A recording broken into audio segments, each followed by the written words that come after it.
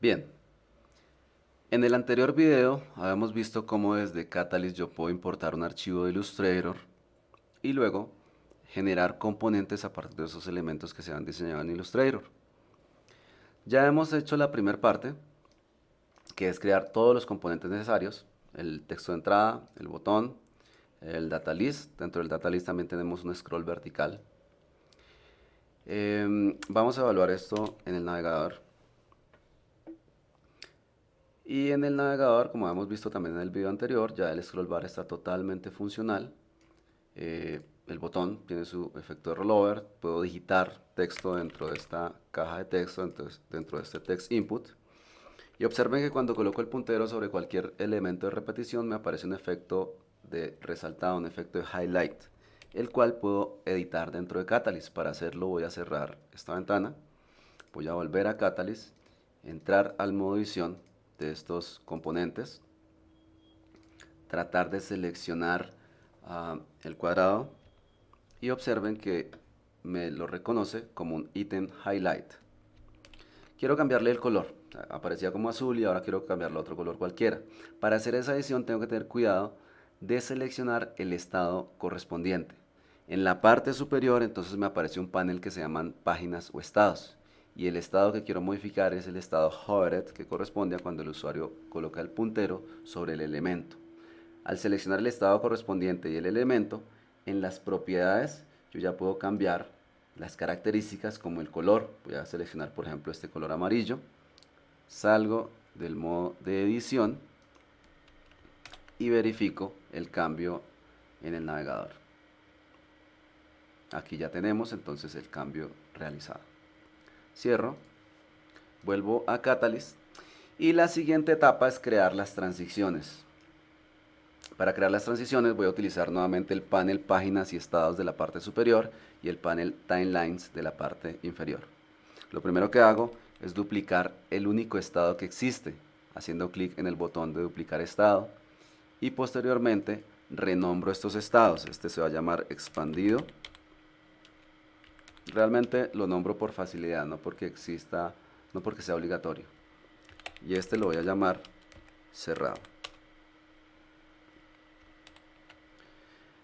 Situándome, ubicándome en el estado cerrado, entonces hago los cambios necesarios. Por ejemplo, quiero que este componente text input no aparezca en este estado, por lo tanto, en el panel layers que me muestra toda la estructura del diseño, voy a ocultar el text input.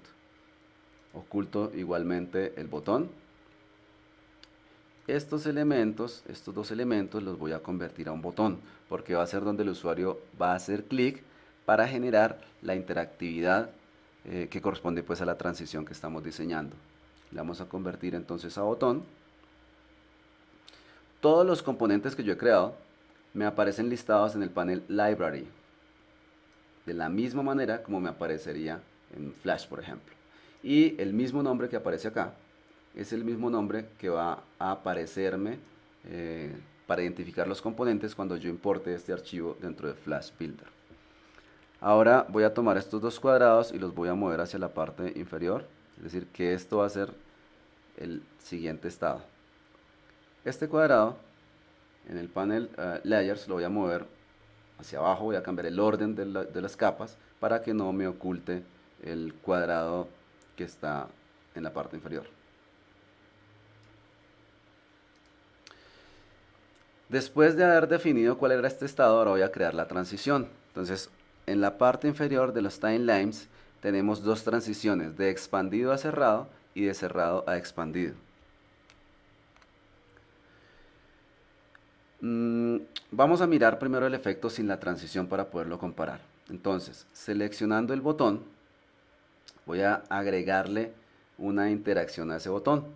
Hacemos un clic en este símbolo de más donde dice Custom Interactions y le vamos a decir que cuando el usuario haga clic en ese botón y va a ejecutarme una transición a un estado. El estado a donde va a saltar o a donde va a pasar es el estado cerrado. Y esto va a ocurrir siempre que yo me encuentre en un estado que se llama expandido. Entonces cuando esté en expandido y haga clic en ese botón, él me va a llevar a cerrado. Voy a agregar ahora una nueva interacción, un clic. Y le vamos a decir ahora que esa interacción también me va a llevar a un estado que cuando esté expandido, entonces me lleve a un estado que se llama cerrado. Es decir, totalmente opuesto a lo que tenemos en la parte superior. Vamos a verificar qué es lo que está ocurriendo.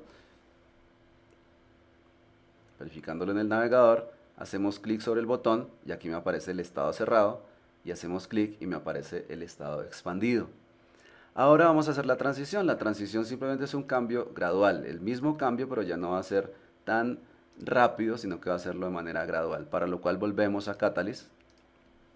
En Catalyst, como les indicaba hace rato, tenemos dos estados, de expandido a cerrado y de cerrado a expandido. Vamos a hacer el primero, de expandido a cerrado. Hacemos clic en este botón que se llama Smooth Transition, el cual básicamente me genera la transición de manera automática, y hago un clic en este botón de Play para verificar la transición. Observen que los dos efectos, tanto el de desaparecer los elementos como el de mover los cuadrados, se superponen en determinado momento. Por lo tanto, yo quiero que primero desaparezcan los elementos y después de desaparecer esos elementos o esos componentes, entonces sí empiece el efecto de mover. Hago un clic y miren que ya el efecto es mucho mejor hablando en términos visuales. Repetimos el mismo proceso, pero ahora con el estado contrario, con la transición contraria, de cerrado a expandido. Hacemos clic en Smooth Transition, hacemos un clic en el botón Play para verificar la transición, y está ocurriendo básicamente lo siguiente: como a la vez me aparecen los componentes y a la vez se mueven los cuadrados de la parte posterior, pues no quiero esto. Entonces quiero que primero ocurra el movimiento y después de que ocurra el movimiento, entonces sí aparezcan los componentes. Verificamos.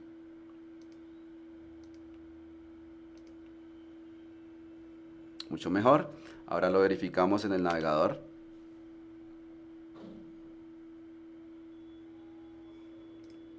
Clic para reducir o para cerrar y clic para ampliar. Aquí, señores, ya tenemos básicamente todo el trabajo que deberíamos haber hecho en Catalyst. Lo que sigue es guardar este archivo, que pues debimos haberlo guardado ya desde hace rato. Observen que cuando voy a guardar el archivo me aparece una extensión FXP. Esta extensión corresponde a la misma extensión o formato con la cual yo exporto o importo proyectos en Flash Builder 4. Por lo tanto, este archivo de Catalyst, después de haber sido guardado, puede ser importado de manera nativa dentro de Flash Builder, como lo vamos a estar viendo en unos videos siguientes. Esta es toda la parte de Catalyst, como les estoy indicando. Y nos vemos en los próximos videos, donde mostraremos la segunda parte, que corresponde al trabajo de Flash Builder. Muchas gracias.